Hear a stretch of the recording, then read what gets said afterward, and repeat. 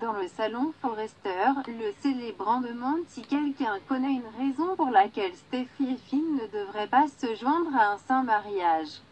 Le père de Finn, Jack, jette nerveusement les yeux vers la porte.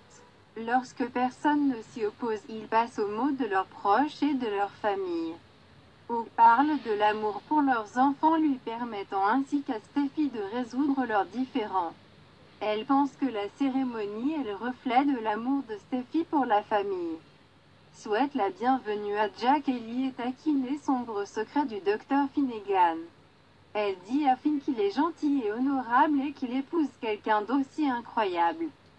Steffi et Hope s'embrassent.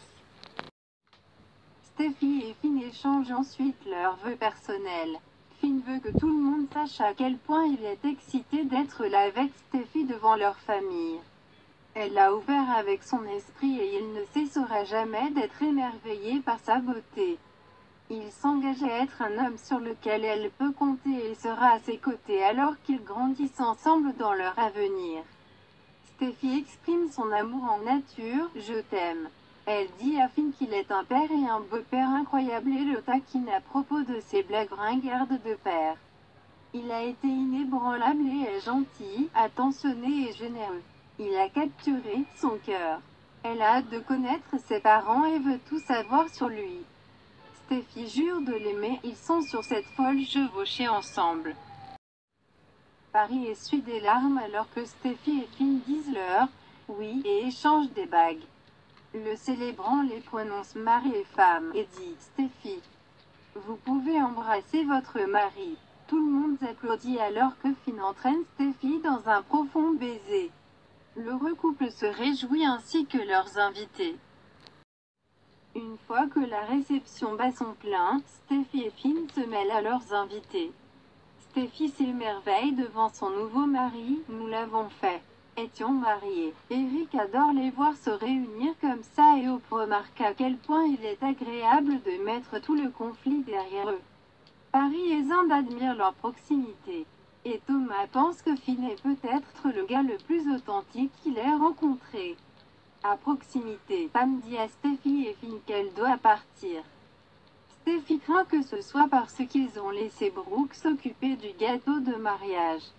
Pam la rassure et exprime à Steffi combien cela signifie d'avoir le portrait de Stéphanie et combien elle lui ressemble. Steffi sort Pam et Thomas dit à sa sœur à quel point il est heureux pour elle. Il est content qu'elle ait enfin trouvé un gars sur qui elle peut compter. Sous le portrait, Brooke assure à Ridge que Stéphanie ne cessera jamais de les mépriser.